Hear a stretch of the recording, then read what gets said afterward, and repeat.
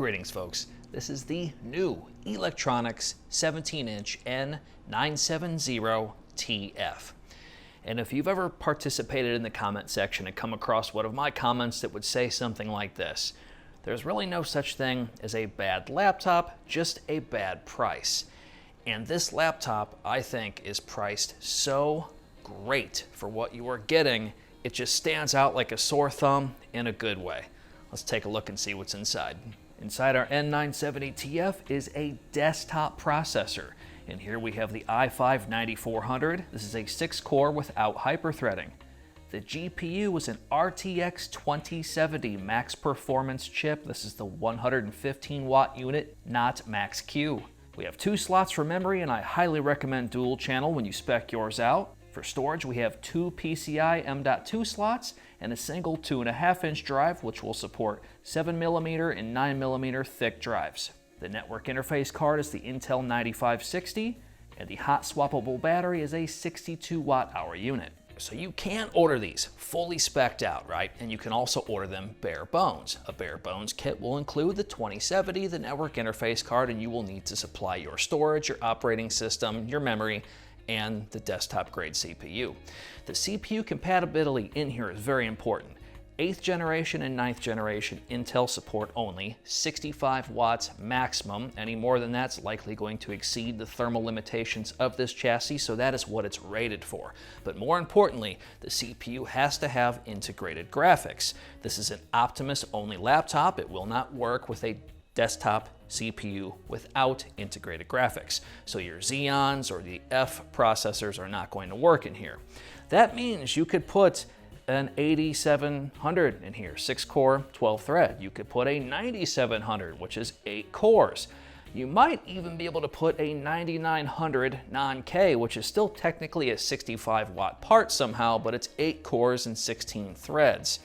That would be pretty awesome. Now the battery life with this unit so far has been able to stretch up to 3 hours. And I think that's gonna have a lot to do with not only how you use your laptop, but what CPU you decide to spec in your chassis. You could put a 2-core, 4-thread Pentium in here, you could put a 4-core i3 and perhaps get a really good battery life, or you could go with something like 8 cores that's gonna tend to use more wattage even at idle, and as a result get worse battery life. But nonetheless, I think battery performance is gonna greatly depend on what CPU you have in here, just as much as the habits that you create while using your laptop unplugged. The weight of our N970TF is 7.2 pounds. It features an aluminum lid, plastic deck, and plastic bottom panel. Power supply unit for our model here is a 230 watt brick. Over on the left-hand side, we have our CPU exhaust.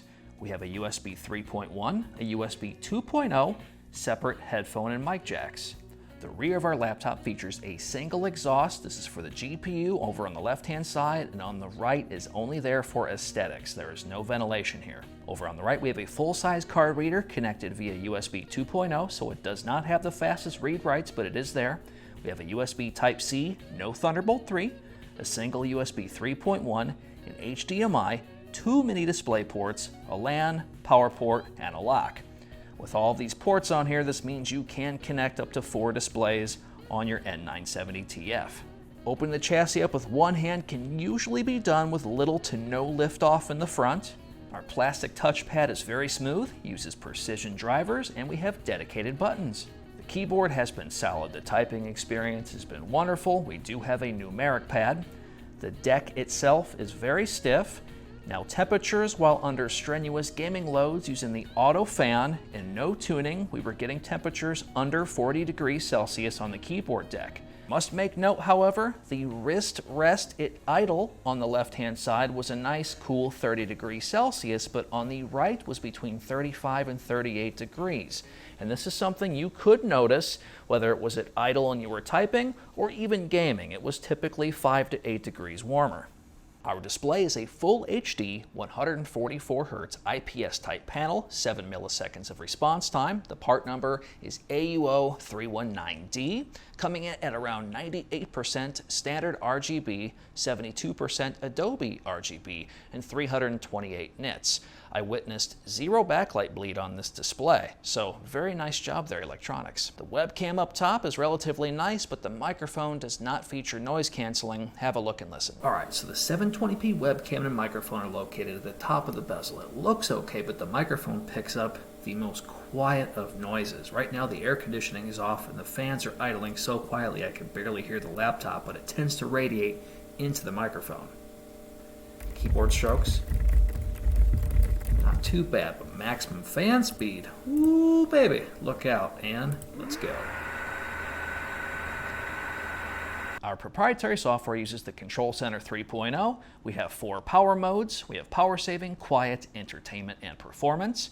We have 15 colors to choose from across the whole entire keyboard. We do not have per key or zone lighting on this particular model today, and yes, you can even go with white. The Flexi Key software is there for you macro enthusiasts, and the fan speed settings will have auto, maximum, which will cap out at 50 decibels, and of course custom to control the CPU and GPU separately. So all of our game testing was done with an ambient temperature of 73 degrees Fahrenheit. And I will leave a lot more details in the description below about what BIOS I was on and further details with various benchmarks. Now, the CPU that you put inside your system is really going to dictate the performance you get depending on the software and game that you're going to use. So as far as power limitations, I witnessed none on our 6-core non-hyper-threaded 9400 here today. And that was a really unique experience for me because I did get a chance to see our CPU hit 69 to 70 watts, and it never frequency or thermal throttled. The hottest I could get the CPU was 79 degrees Celsius. I never undervolted, I did not have to undervolt, and when this thing was under handbrake, it survived it with ease, maintaining that minimum frequency the whole time. It did not matter what I did to this, it operated exactly like a desktop CPU should inside of a laptop, and that is one heck of a glorious experience, and I highly recommend this laptop just for that alone, amongst many other reasons. Now, the GPU being a 115 watt unit, the highest I could get this was 85 degrees Celsius. Now, it will start to thermal throttle at 87 degrees Celsius per NVIDIA spec, and that is honored here. However, you can of course use the MSI Voltage Curve Editor and drop those temperatures and get a really nice experience. But for the sake of simplicity, stock performance, how does this thing perform? And then we'll go into a little bit of tuning. Running the automatic fan, just literally plug and play, Overwatch with the highest settings I can possibly get with 100% scaling, is yielding very promising temperatures here and fantastic performance. Now moving on to Far Cry 5, with ultra and high settings, including the HD texture pack. Same concept here. This is stock performance, auto fan, zero undervolting.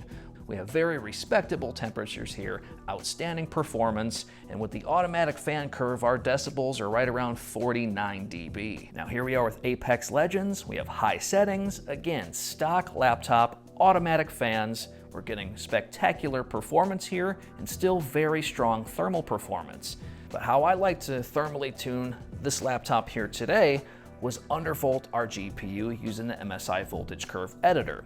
And now I would take our frequency at around 1600 megahertz roughly at around 0.750 volts, and we would get a nice decrease in temperatures on our GPU, and of course that would have a positive impact on thermals on our CPU as well. As you can see here in Apex Legends, we have now dropped the temperatures, but we still have fantastic performance.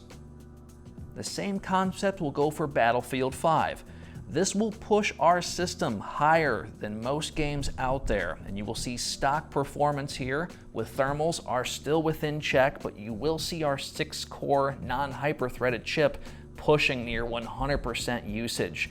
If you are strictly a Battlefield player, I do not recommend this CPU, and I would opt for a 6-core 12-thread or the 8-core CPU. This really stretches the legs of the CPU to its maximum. Again, I do not recommend it, but you can see ultimately a worse performance in thermal case scenario with stock performance. And then when you tune the GPU, we will get temperatures within upper 70s, and it's still a really good thermal experience here. I highly recommend it. Details on the tuning in the description below. Now, when it came to overall fan acoustics on this machine, legendary, idle acoustics. 28 dB, that's basically the sound of silence in my house. I can hear my refrigerator over there. I can't hear this laptop at all. Peak decibels was at 50 dB, and if you were to use the automatic fan curve, it's going to tend to run at around 48 decibels. Not a big difference between 48 and 50. Some of you will be able to notice, others won't. Just know that out of the box, I really liked it. I didn't have to do anything with this laptop as far as the custom fan tuning. I just applied my personal MSI Voltage Curve Editor. I would just apply that curve and let it be. And after that, I was having thermal and performance bliss on this particular laptop. Now, the audio performance of this machine, I like where the speakers are placed here in the front and they come at you instead of down onto your desk and then come out this way. However, the Sound Blaster 5 Cinema that this laptop is certified for, Creatives makes it very difficult for us to get this installed on these laptops, and as a result, you may have some trouble getting it installed. And I was unable to do so on this unit at this time. This very well could be the fact that I'm on Windows Build 1903, which has been a headache for so many people at this point. And once I find a solution, I will link it in the description below, where to go, what to do, step-by-step details to help you guys get this software on your N970. But until then, I'm only able to compare the audio performance with the way that it came without that software, and it's mediocre. Have a listen.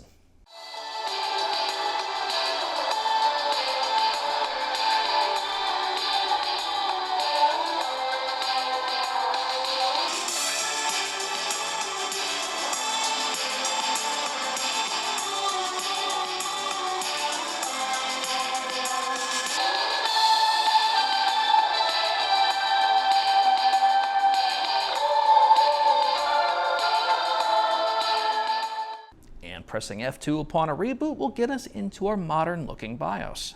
The pros of our N970TF. We have amazing FPS performance per dollar depending on how you spec this out. We have a fairly low entry price point with a high performance GPU with upgradability to higher spec CPUs later on down the road. There's strong storage upgradability, solid port selection with up to 4 monitor capability. You will not have hot exhaust air on your mouse hand.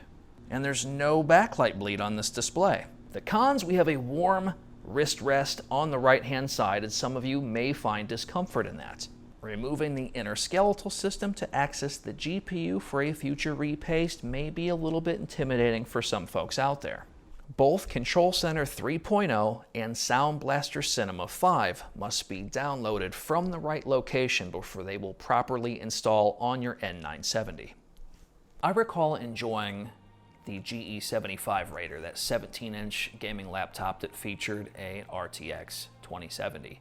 And this laptop here, while yes, maybe being a little bit chunkier on the bezel side, when you spec this out in a similar fashion, it's going to be maybe $400 to $500 less than that laptop, and I get desktop CPU upgradability and ultimately performance out of this laptop. Now, I don't know what's going to happen when we put in an i7-9700 or an i9-9900. These are all 65-watt parts. I don't know what kind of power limitations are going to creep up at that point. I don't know what kind of thermal capabilities this machine is going to be capable of once we start to work into those higher-end SKUs for Intel CPUs.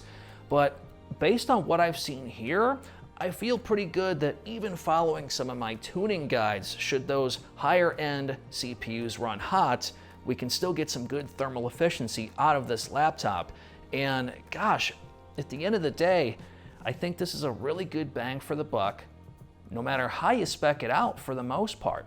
I'm gonna leave links in the description below to Eluktronics, and you can see for yourself. You can add a 9700 to this thing and have it fully spec'd out for a really good price. I think you'd be fairly surprised.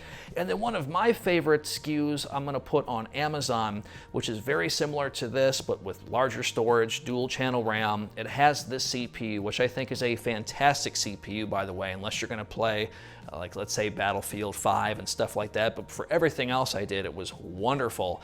And that is a really, really good bang for the buck SKU, in my opinion. Plus, with upgradability down the road. So let me know what you think of this laptop. This thing really surprised me, and that's gonna about do it. Thanks for watching.